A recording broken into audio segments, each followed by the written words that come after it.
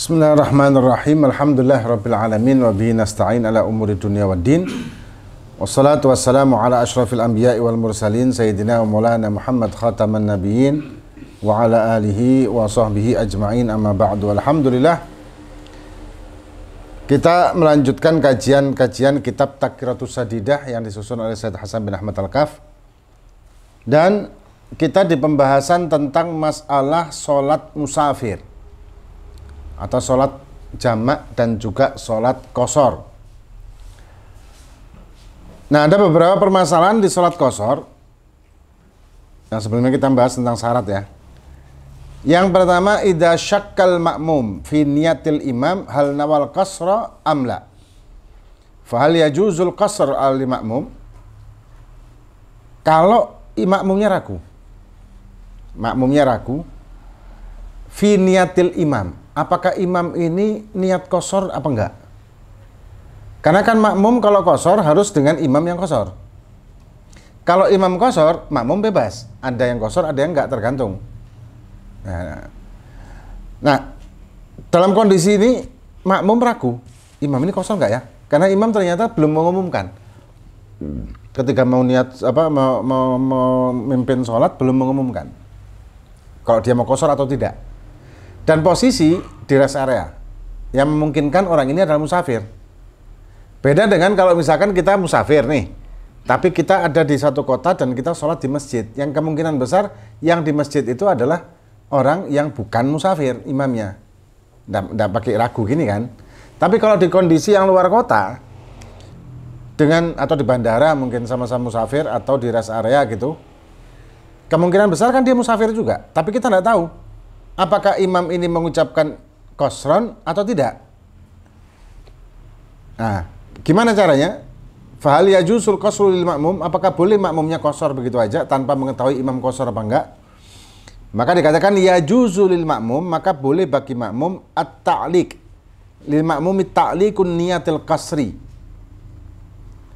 Menggantungkan niatnya qasharnya si makmum dengan qasharnya imam. Idza alima annal imam musafir, kalau dia tahu bahwa imamnya musafir, kayak tadi kita bahas di kondisi di rest area atau di bandara mungkin atau stasiun yang kemungkinan besar adalah imamnya musafir juga, tapi kita tidak tahu imamnya niat qashar apa enggak. Terus gimana cara niatnya? Fayaqulu nawaitul qashru in qasharal imam awil itmama in atam. Atau gini aja, misalkan dhuhur nih, usolli fardad dhuhri qasran in qasharal imam. In qasharal imam makmuman lillahi ta'ala. Dah. Kalau imam 2 rakaat kita ngikut, imam 4 rakaat juga kita ngikut. Simple. Wa amma idza syakka fi safaril imam fala yajuzu ta'liqun niyyah wa yajibu alaihi al-itmam. Kalau dia ragu imamnya ini safir bukan sih? Ya kayak tadi ya. Kayak di kota, sudah nyampe di kota, kemudian kayak orang kita ke Jakarta gitu ya, kita ke Jakarta, kemudian kita mampir ke satu masjid, dan di masjid ini kan otomatis kemungkinan besar imamnya bukan musafir. Ya, maka dari itu tidak bisa kita niat menggantungkan dengan taklik tadi. Ya, ini boleh takliknya tadi atau menggantungkan niat qasharnya kita itu kalau posisi memungkinkan imam musafir, yaitu posisi ada di luar kota, di rest area, di bandara, di airport atau di stasiun mungkin. Nah, itu memungkinkan kita untuk taklik, menggantungkan niat qashar kita dengan qasharnya imam. Kalau imam qashar kita ikut, kalau enggak kita enggak ya. Kemudian mal hala alladhi yanqati'u indaha as-safar. Apa yang menyebabkan terputusnya safar atau berhentinya musafir, berhentinya status menjadi musafir? Ada beberapa hal.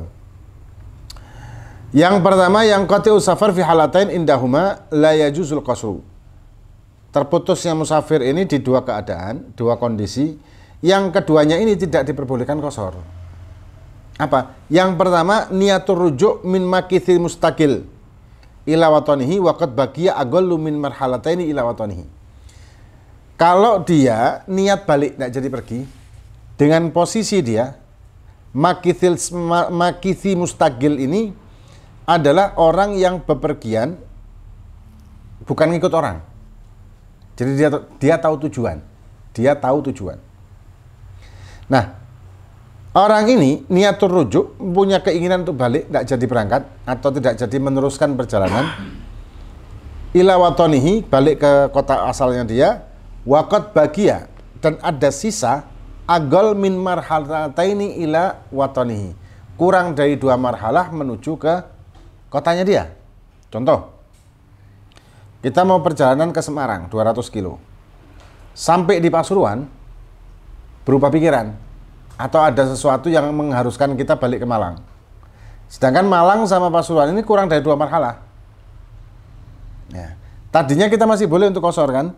Begitu nyampe rest area Pasuruan, kita dapat kabar bahwa harus pulang ke Malang. Berarti dia harus balik. Nah, seketika itu tidak boleh dia untuk kosor. Terputus sudah safarnya, berarti terputus.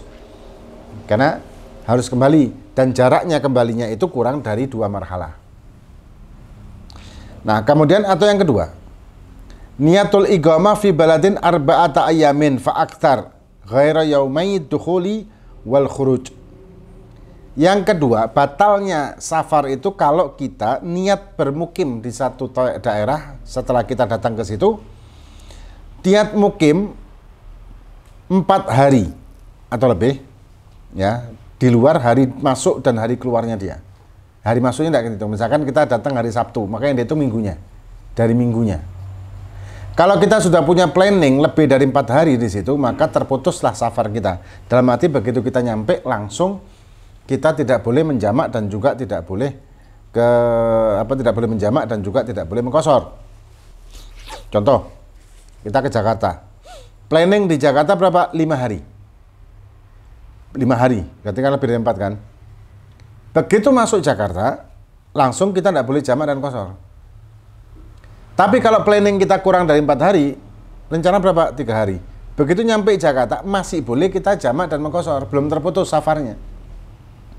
Jadi safarnya itu ketika kita sudah mukim, niat mukim di satu daerah. Nah, mukim ini niat bertempat tinggal di situ sementara lebih dari 4 hari. Itu dinamakan mukim. Kalau mustautin, penduduk tetap. Ya, penduduk tetap dalam arti sudah warga negara situ, kemudian sudah dapat sudah niatan tidak akan kembali ke negaranya atau ke kotanya, misalkan kayak orang nikah mengikut suami atau mengikut istri, itu dinamakan mustautinin. Kalau penduduk asli sebenarnya tidak ada sih ya, karena semua kita ini kan keturunan Nabi Adam, dan Nabi Adam bukan penduduk asli bumi. Nabi Adam plus Siti Hawa bukan penduduk asli bumi dong. Nah, kemudian yang ketiga sekarang, permasalahan yang ketiga ini. Idza aqama fi mawdi'il qada'i hajatin yatawaqqa qada'aha fi aqal min 4 ayyam fata'akharat fa yajuzu lahu tarakhus ila 18 yauman. Kalau dia bermukim di satu daerah kurang dari 4 hari ya, untuk ada keperluan kurang dari 4 hari, planningnya kurang dari 4 hari, berarti kan masih musafir loh. Ternyata fata'akharat, ternyata mundur. Karena tanpa sebab tertentu begitu, bukan kesengajaannya dia, ternyata mundur. Fayajuzu lahu tarakhus ila 18 yauman, maka dia boleh masih jamak dan kosor sampai 18 hari. Contoh, kita ke Jakarta mau nyari orang yang utang sama kita, misal. Planning kita, 3 hari tok Jakarta. Begitu nyampe Jakarta, ketemu orangnya ternyata bulat. Dijanjeni sampai, tadinya kan rencana 3 hari. Sampai 18 hari. Jadi di bulat-bulat itu sampai 18 hari. Maka kita masih boleh menjamak dan mengkosor sampai 18 hari tersebut. Hari ke-19-nya sudah tidak boleh. Ya, hari ke-19 tidak boleh. Jadi kalau kita memang planningnya, awal planningnya kurang dari 4 hari. Tapi bablas gara-gara yang hajatnya dia itu tidak bisa dipenuhi karena bulat orangnya misalkan, maka ma'fu sampai 18 hari. Kemudian hukum qasru fi sholatil maqdiyah, ini nanti yang kalau qadha gimana? Salat qadha qasar seperti apa? Ini kita bahas nanti insyaallah. Wallahu a'lam bishawab. Fatihah. Bismillahirrahmanirrahim. Fakana fid dunya hasanah wa fil akhirati hasanah. Hatta Nabi al-Fatihah.